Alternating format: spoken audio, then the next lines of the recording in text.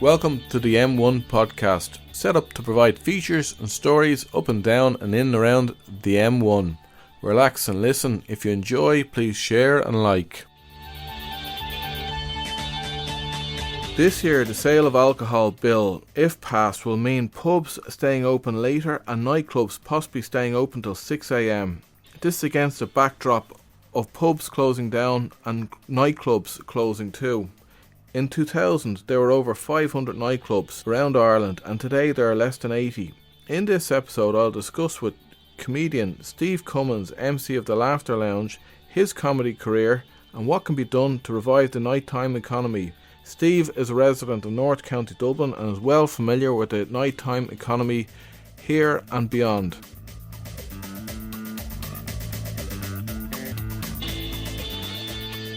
So Steve Cummins, you're living in Rush. Love Rush. And you're from Limerick. Which is better? Rush by a billion miles, right? Although I never really consider myself from Limerick, purely because I grew up in Moyross in Limerick. And I think this was through the late 70s, well, it's 19, we were in Ballinanty, and then our house caught fire. Myself and my brother were home alone, and our house caught fire. I was 7, he was maybe 10, and the house was destroyed. We were rescued from that, thank goodness.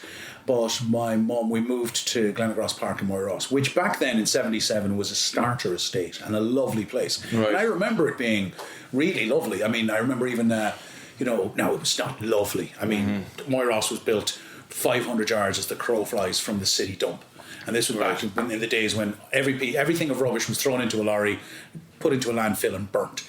So if the wind was blowing one particular way when they were burning the rubbish, literally you had a black, thick smoke rolling through. But as the estate, what happened was, this corporation started moving dodgy families from other estates to relieve other estates and started moving them into Moyross. Okay. And Moyross just went downhill so fast. So you grew up there? Grew up there up until I lived there until I was 21.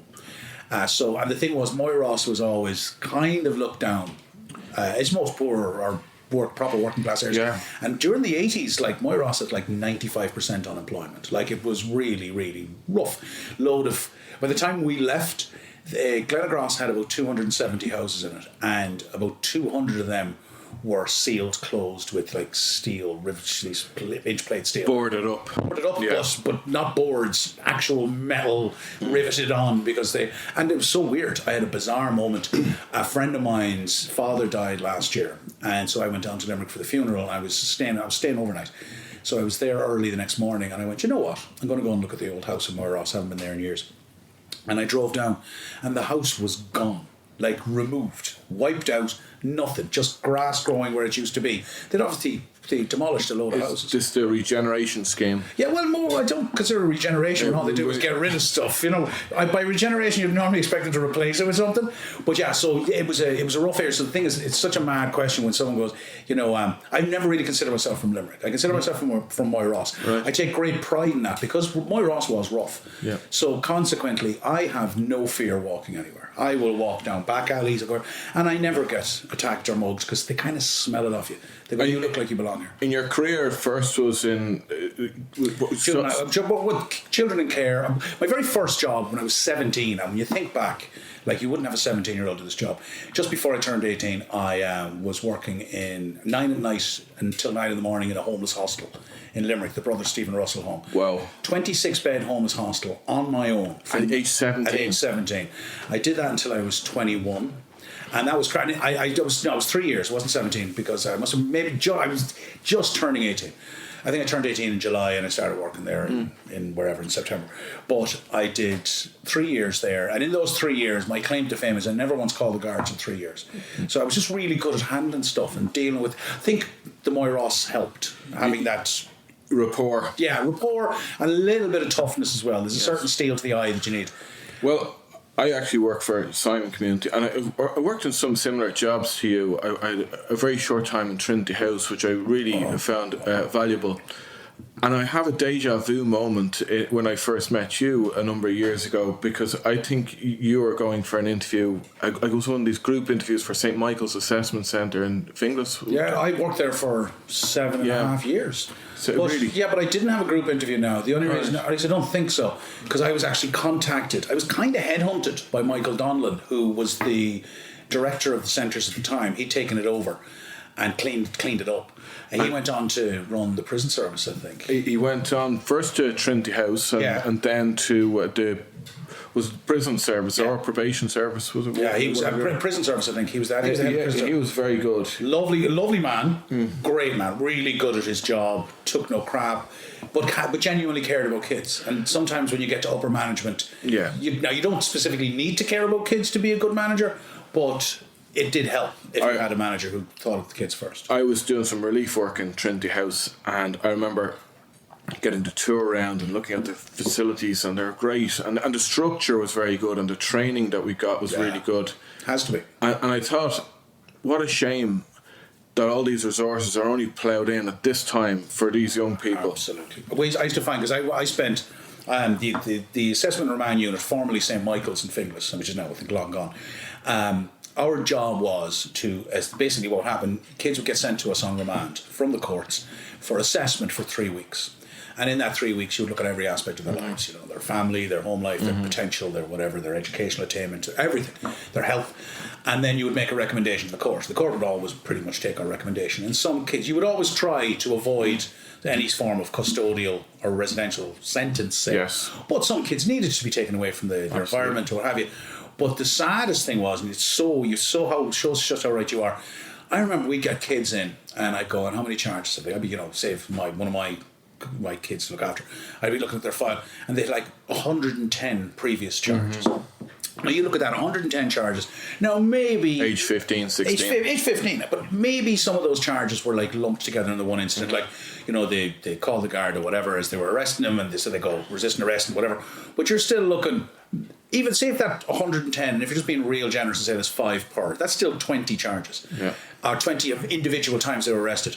How many times did they get away with stuff? So the first time an intervention was made was after they'd been arrested countless times, in court countless times, and then suddenly we step in. By then, you're entrenched in criminality. Yes. So the money, rather than, although it is unfortunately necessary for high support units and everything else, if you put more money into honest grassroots, simple stuff, just youth work, invest in youth work, resources, good Garda liaison officers can be an amazing thing. I mean, I remember we had a Garda liaison officer in the very early days of the scheme in Moyross. Lovely man, and he was genuinely trying everything he could.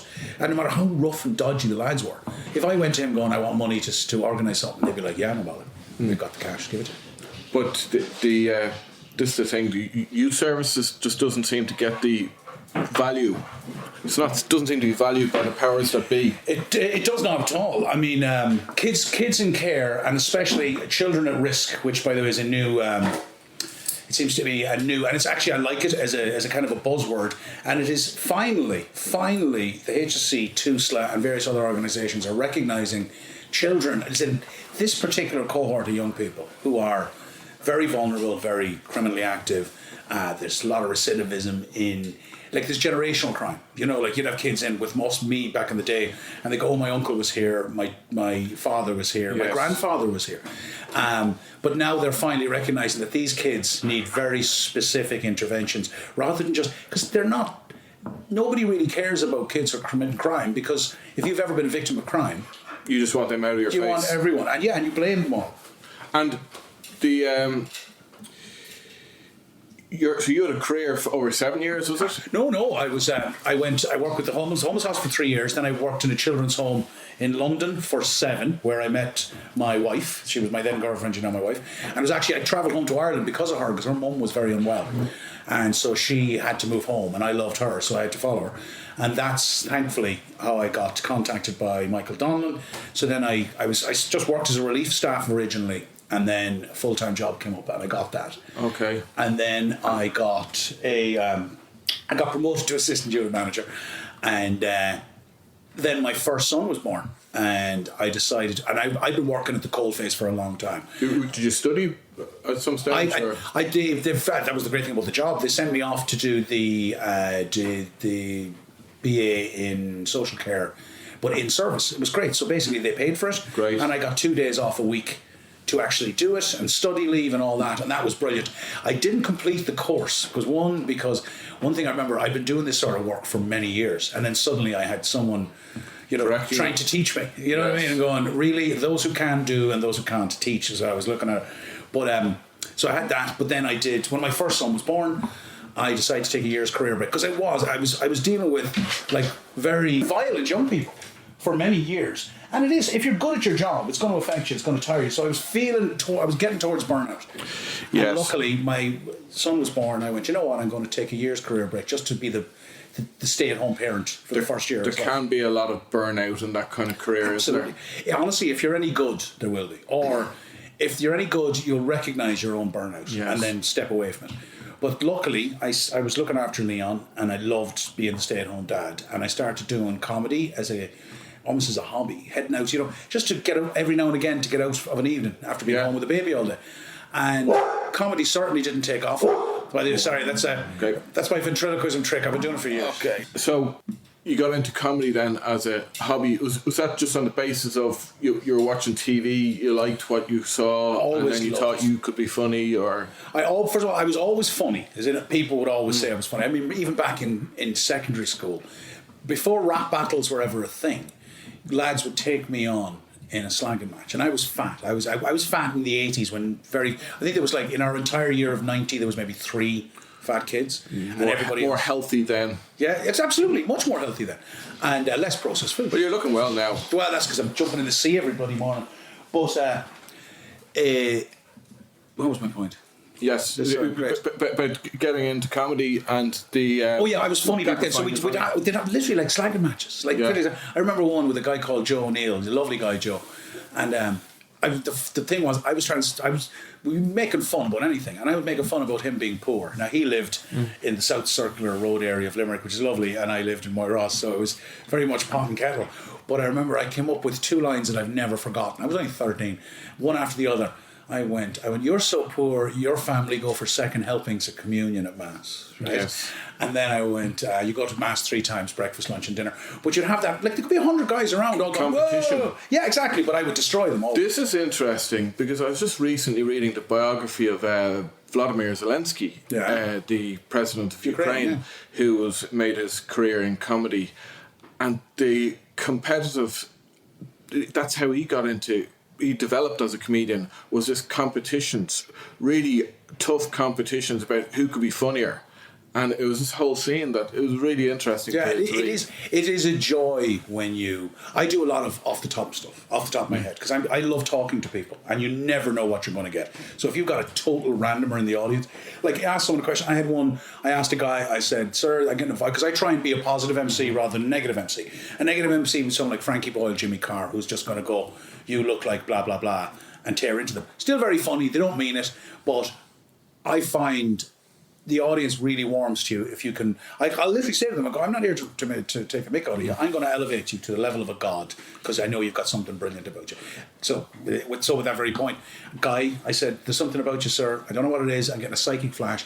Maybe it's where you work. Where do you work? He said, I work in a circus. And I went, I knew it. I said, that's amazing. What do you do for the circus? He said, I'm an accountant. Accountant. Yeah. Like, who runs away to the circus to balance the book? So like, you never know what you're going to get from the crowd. So that's why I love that. Also, I'm a lazy writer.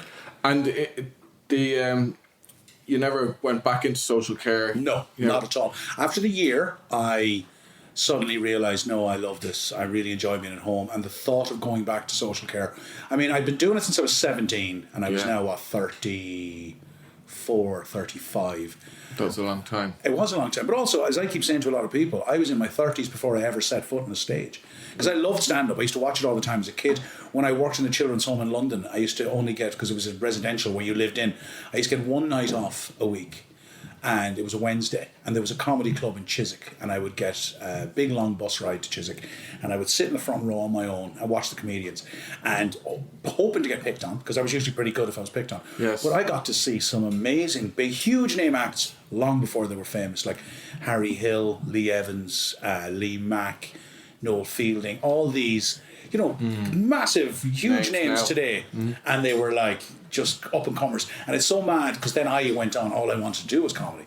Because I always loved the idea of being the one on the stage. So you're the MC at the Laughter Lounge now, and you do other gigs during the day, sure, like corporate gigs. Corporate. Well, I would, to answer this first lockdown, it was March 12th, 2020 was when it was announced. The reason I know is because my 20th wedding anniversary was March 11th, and of course my entire industry ended that day. It was just gone. All your gigs wiped out. There was no performance, no nothing.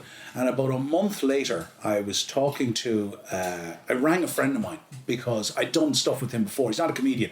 He had a venue finding service for corporate clients. But I knew that his business was wiped out, but he just bought a house and he had his first baby. So I rang to check in. And we got chatting. He said, why don't we do something together? And we were chatting away, and then we thought Zoom party, because Zoom was the new thing. We thought Zoom party. We said, if zoomparty.ie or .com is available, we'll do something. If it's not, we won't. If it is, we'll say it's a sign. We did. It was. And so we set it up. And then in the 2 years of the pandemic, I think it was almost 900 events online across 93 countries. We won 2 awards. And it's some amazing things. Like, I mean, I suddenly got into people's homes. It changed my view of people. Because I was probably in about maybe 50,000 homes over that period of time. And the thing is, when someone's in their home, when you're entertaining someone in their home, they're at their best. They're surrounded by everyone and everything they love. They're usually much more comfortable. They're much more confident. And I had full creative control. So all the things we did, I was the one in charge. And you've got people, I would just, over the course of, say, each event, I would get people to open up and be themselves. And by the end of it, we used to finish my game show thing with a thing called 10-second talent. And it was basically, you'd have 10 seconds to wow me. You'd be flashed on the screen. I had everything from people singing opera, every possible musical instrument you could imagine. People then doing weird stuff with their eyelids or their eyebrows or being able to turn their tongues up. And others could see it. And everybody was watching this. And it was about going, you're amazing, you're amazing, you're amazing. And I got to see that most people really are. And they're lovely. They might have big, stern faces. There would have been one comedy gig that I attended from the living room here. Yeah. Which was the Carl Spain in, what's that place in Galway? Roisin Dove. And that was really good.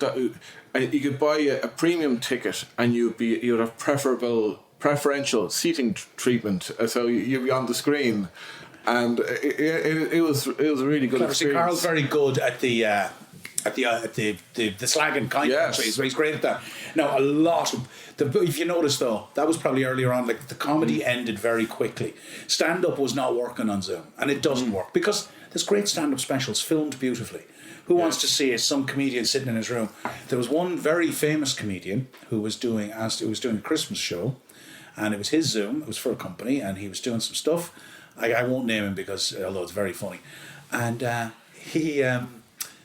CEO, it wasn't going well at all, and the CEO just kind of unmuted and went, "Hey man, we're paying a lot of money for this," and he went, "Are you now?" Well, if you, and just shut down the whole thing. Their Christmas party turned off, and he just went, "Screw you, no, not doing it," and he was done. So a lot of companies have used the COVID experience to do away with Christmas parties altogether.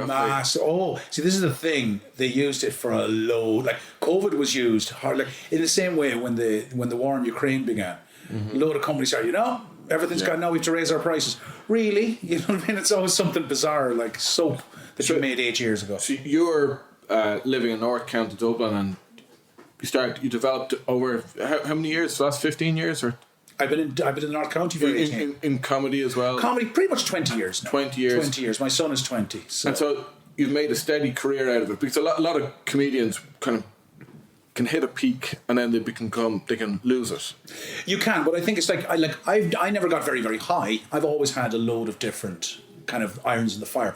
My first job was always stay-at-home dad to 2 sons, which meant school runs, lunches, laundry, all that stuff, right? Everything that you say the stereotypical housewife does. I see on your website you do not only corporate gigs, but you do voiceovers for radio and other things. A lot of things landed in my lap like that. Like the reason I ended up getting voiceover work was I was a guest on Colin Hayes' show on 2FM years ago, and we got on well. I was funny, and then he took over as program director of Radio Nova, and he rang me out of the blue and he said, I'm looking for a new voiceover person to do stuff and just do the links between shows. He said, would you come in and audition for it? Auditioned, got it straight away. Now, it was terrible money. Like, I mean, terrible. You'd record, like, you'd do like 2 hours recording, and that would do for the next 6 months, and you might get 100 quid for it. So it was not great money, but I did love every time I turned on the radio. And they were funny. We used to write them ourselves and write them together. The day that column was moved on, the new program director removed everything off the air, like all my stuff, and I never heard from them again.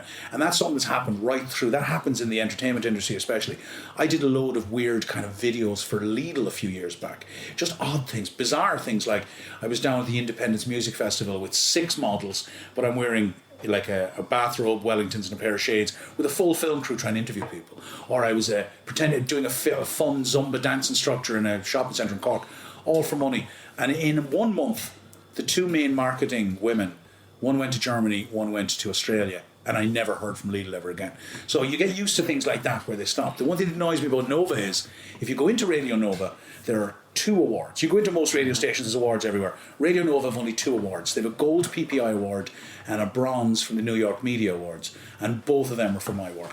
So I was curious to talk to you as well about the whole issue of nighttime economy, because they're talking about this a proposed change in legislation for pub opening hours, nightclub opening hours, and the whole context of this is a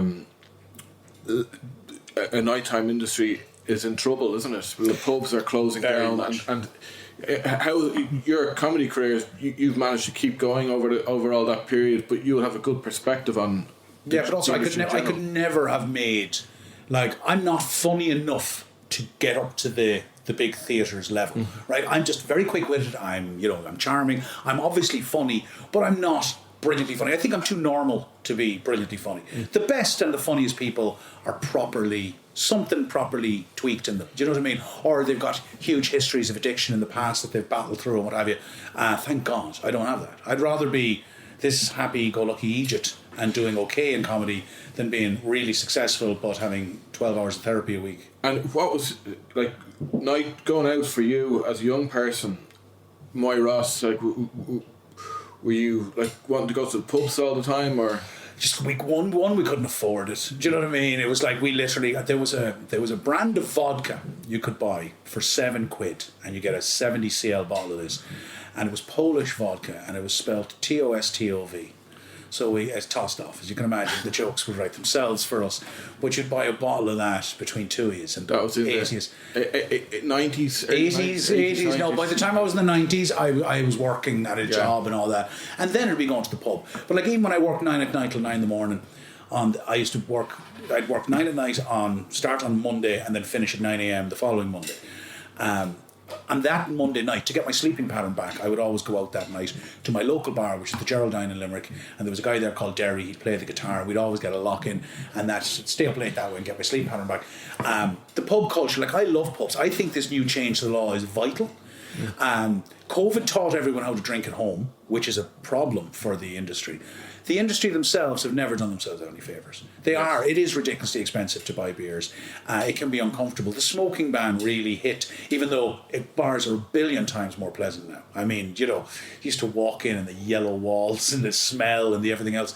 When I started doing comedy, I used to have a cigarette on stage because it made you feel, like the cool American comics or whatever. Yeah, and very much a crutch because you can take a moment to light. Some guys bring a bottle of water, some guys bring a bottle of thingy. I bring nothing now. Now I'm just, because I've been doing this a long time. Went to see Dave McSavage recently in the Seamus Ennis Centre in Null, and he was wrestling with his vape on stage. Is he vaping now? McSavage. I love McSavage. McSavage is out of his mind. There's a perfect example.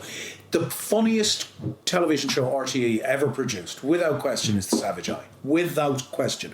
And that's McSavage was the driving force behind that. And McSavage is nuts.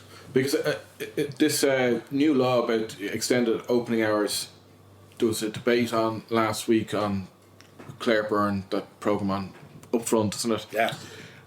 And it was very much skewed towards the concerns about opening late, the problems it could lead to, alcoholism.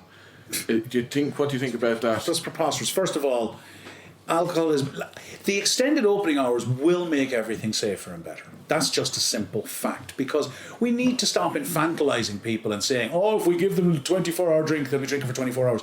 No, they won't. Your body will respond. As it happens at the moment, and I'm sure we all know this, the bars close at a specific time, and there's a huge run to the chipper and huge run for public transfer for people who are going home.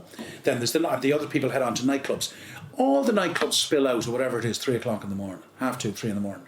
And then everyone is on the streets at the exact same time, fighting for taxis, fighting for food. If it was that you knew that the bar is going to stay open until 6, people would leave in dribs and drabs. Yes, you'll have the hardcore who'll stay till 6 in the morning. Good luck to them, enjoy it. But it's certainly not going to make things any worse. And people only have so much money to spend as well. Exactly. If you do, like, there's a 24-hour bar in Edinburgh that has an ATM in it, so you could stay there forever if you wished. But there is a strange thing as well. People are drinking less. The culture amongst young people. I was asking you about you growing up, because when I was growing up, I was in the pubs at the age of 16, and I was talking to other people my age over the last week or so, and when they were at age 16, 17, they were in the pubs. I don't think young people at that age are trying to get into pubs even. Well, first of all, they've finally tightened up all the regulations, and they're right to. I mean, I remember, if you looked vague, at 15 I was able to go into a bar and have a drink. I remember going in and just taking off my school jumper, and you'd be in your school grey slacks and whatever, playing pool on the way home after school, and you could order a pint, and and all that. But now at least there's no way they're getting in without age verification. Maybe down the country they can, but especially Dublin, you can't at all. But also, I think their attitudes towards alcohol, it's not as big. I suppose we had nothing else. Like, weed is a big thing now. Weed is huge. I can't believe walking through Dublin at night on my way to gigs or coming home from gigs.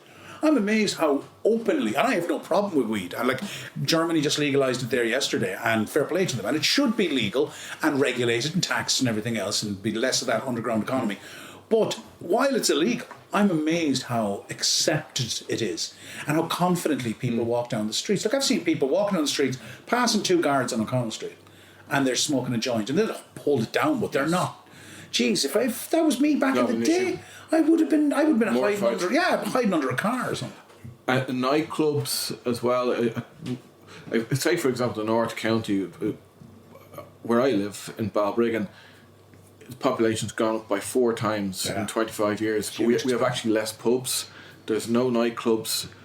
My 21-year-old stepdaughter, don't think she's ever been to a dance or a nightclub. So that's crazy. Yeah, so is that what's going on for a lot of young people? And should we try and get that back? I think the nightclub is a great thing. I mean, the right venue closed down in Airside and Swords, and that was huge. But with such a catchment area, that should have stayed open practically forever. Home was here in Balbriggan. That was hugely popular. But as Balbriggan got bigger, I think the recession in 2008, 2009 really hit a lot of bars and industry. I remember there's a place in Milford in Donegal, and they do comedy maybe 2 or 3 times a year. And I remember I was up there in 2007, 2007, and did a gig, and there was 13 bars in Milford. And when I was there in 2009, there were 2. Yes. 11 bars closed in a town. This is Donegal, where people know to drink. It just decimated the industry. It does. When you go abroad to whichever country, to whichever city, there's usually an Irish pub. Yet they're closing down here. I actually think the government are missing a trick here. They do a great job with St. Patrick's Day, maximising the cachet of Irish culture and creating all kinds of opportunities arising out of the interactions that TDs and ministers have with foreign ministers and politicians. But what about the idea of having an accredited Irish bar, where you know the story? You go to Irish pubs and there's nothing Irish about them. Yeah. But have an Irish pub that's accredited with a gold standard. I think it's a genius idea. I mean, the idea that, if you had a specific, we do see these Irish pubs, and some of them are so fake, like Twiddly O'Diddly's or whatever. But if there actually was a bar, an accreditation where, there's very specific criteria they have to follow in order to get this accreditation. So there has to be, say, Irish TV and Irish sport on their TVs at all time. Maybe a specific Irish menu, definitely Irish alcohol and drinks. Irish staff as much as possible, but obviously you don't want to make it like obviously hire the best staff member, but it is nice to have that. And then, as I said, you can always have, traditional things like, I don't know, chewing gum in the urinals. That's very Irish. One sad, lonely, drunk man at the very end of the bar, staring into the depths of his pint. Graffiti in the toilets. I miss graffiti in the toilets. Yes. There used to be some fabulous graffiti. Creative. Like don't beat me up now, Scotty. I'm trying to have a she, and the eye goes right up to the top of the door. that's genius. Like, people put that effort in. Remember, there used to be books of graffiti. I used to have those as a kid growing up, and I loved them. So, I tend to think there's good opportunities for the country out of that. Like, you could send bands to Irish pubs to perform. You could just strengthen the links between the home country and the pubs abroad. But of course, there's the whole culture over the last 20 years has been anti-alcohol, and for a lot of good reasons. But the concerns about alcoholism and binge drinking, but those can concerns, we do that responsibly? But we can, and the thing is, those concerns have been around since I was a kid. And our rates of alcoholism are no more massive. In fact, I would guarantee you our rates of alcoholism are probably less than some cold Baltic states and wherever else, in places where they get 6 months of darkness every year. Yes, we drink. Drink culture has been a huge thing in Ireland, but it's not like I spend a lot of time, obviously, at night. Yes. Walking the streets, walking to my car, driving at night. It's not chaos. Of course, there's always going to be incidents. Of course, you're going to get drunk people. It's people going out, having a chat, meeting their friends, and enjoying themselves. Exactly, talking a bit of rubbish. I find it's like, what I love is watching. I used to drive, for years I used to drive to the Laughter Lounge. And then one night I realised, because I have a free bar and I was drinking free Dry Coke, and then I realised the show ends in the Laughter Lounge around about 11 o'clock. And the last bus home, which gets me home in exactly an hour, leaves from around the corner in Abbey Street at 11:30, and it's the last 33, so you know that the driver's flooring it, right? Because the sooner he gets home, it's done, right? But the thing is, what I love is, I get on that bus. I've been on it so many times now. People get on in various stages of inebriation. Nobody's screaming and roaring. Nobody's fighting. You get the odd little funny bit, but it's never anything major. But what I love seeing is people are getting on this bus, and it's all different. It's a little melting pot. There's tired people like me coming home from work. But then you see someone getting on with a bag of chips and they're hugging it to themselves, and they get off 3 stops later, and they've had a nice night in the pub with their mates, and now they're going to go inside and eat their spice bag or eat their sometimes curry. It's an opportunity to have interaction. It's and one thing that's happened over years is that people are becoming more isolated from each other, aren't they? Absolutely. The pub is, for a lot of, especially, say, elderly men, I think the pub is a hugely important thing for them as a place to go. It's like a men's shed. I see these guys who sit around the bar and they go down and they have their 3 or 4 pints every night, but that's their entire social network. And earlier I was saying about the state of nightclubs, that there was 500 nightclubs in Ireland, and of course it's the same licensing hours, and now there's less than 80. It does make you wonder, how do young people meet each other? Obviously they're using apps, but what about the social interaction? Well, I think the social interaction, I think it happens anyway. I think there's house parties. I think a lot of people pre-drink. I think that's why the pubs are getting it. Because of the cost, the sheer preposterous cost of drink. And a lot of it is because of taxation. I know that, suddenly Diageo go, we're going to absorb that 6 cent a pint. Really, thanks, lads. You can afford it. You're grand. But if it's very expensive, so people do pre-drink. And I know my 20-year-old, if they're heading to, say, New Bar, he's in DCU, and if they're heading to New Bar, what they'll do is they'll get like a 6-pack each, and they'll hang out with one of the lads who lives on site, and they'll have their few beers there, and then they'll head, and they'll only buy 2 drinks when they're out, because they can only afford 2 drinks when they're out. So a lot of it, like a lot of these pubs and nightclubs that closed, it was either they got too greedy, or B, like at the end of the day, to keep a nightclub fresh, you have to keep evolving.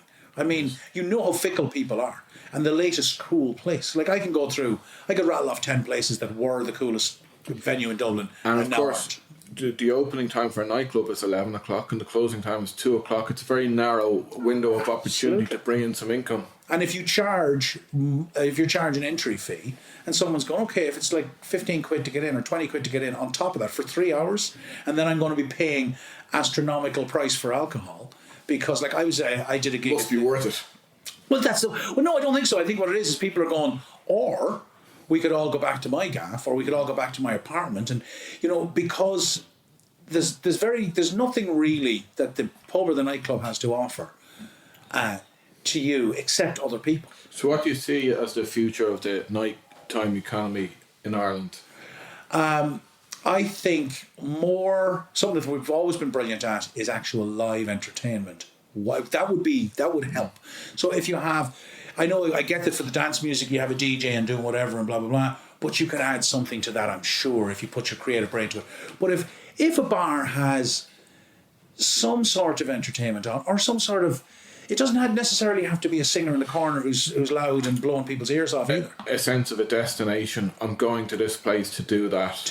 Like, simple things like, some pubs do a quiz on a Wednesday night, and it's only like 20 questions, and somebody reads them out, and you write down your answers, and they all get collected up, and one person wins 2 pints. And you have people who come every week for that, yes, because they like having a little focus, a little something. I do this thing called my comedy game show. And I do it for sports clubs as a way of fundraising, right? Mm-hmm. Now, they pay me to bring it in, but you'll make 10 times what you give me.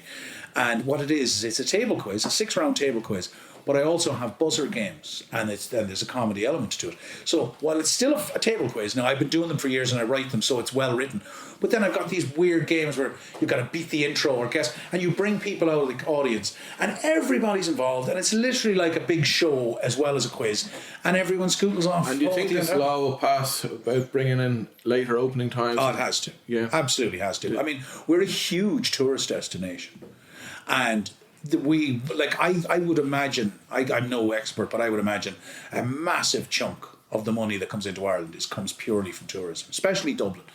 And one way we still have, the Temple Bar scene or whatever else, but we need to match Europe, the rest of Europe, so you don't have, regimented draconian laws. One of the best nights out I ever had was with a few pals in Berlin in a 24-hour bar.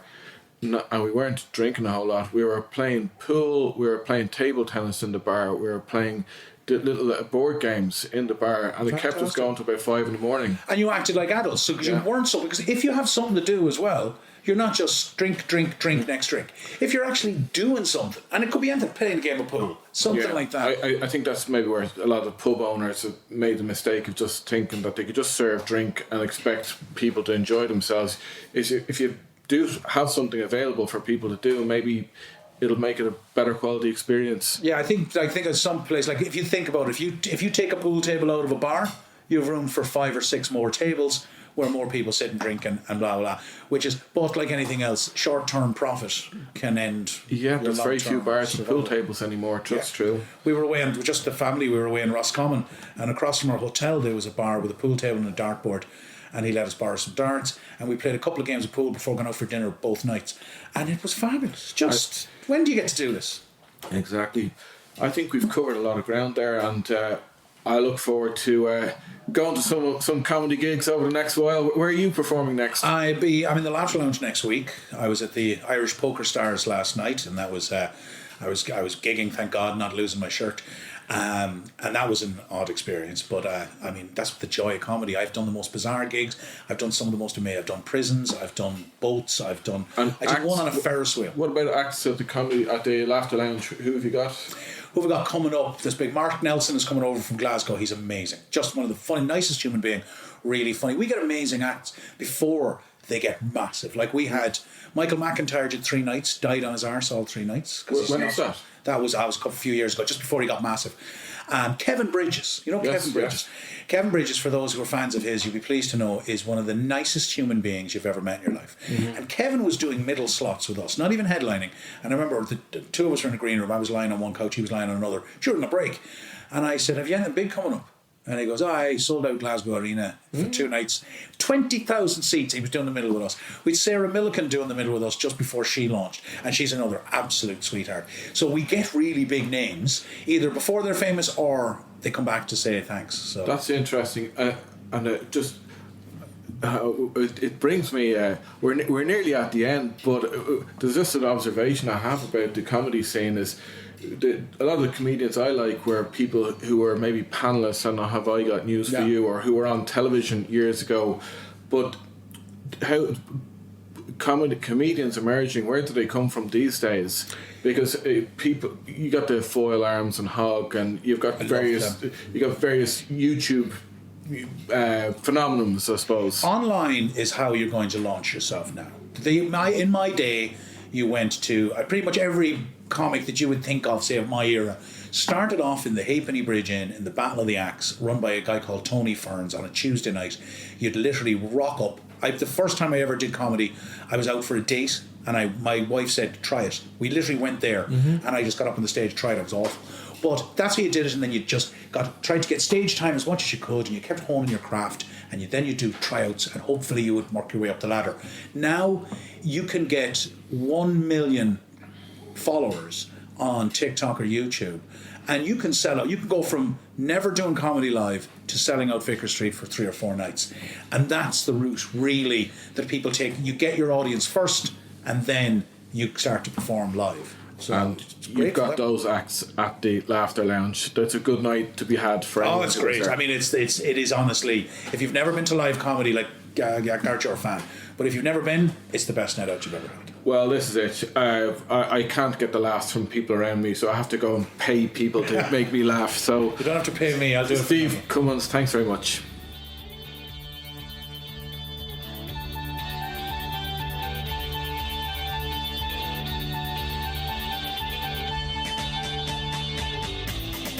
People are drinking less, going to clubs less, going out less. Young people are socialising in a different way. Is it all for the better? Is the decline in the nighttime economy set to continue, or will later opening times arrest that trend? We will watch with interest. In the meantime, there are great events to go to in your area, whether it's comedy, eating out, theatre or just meeting friends.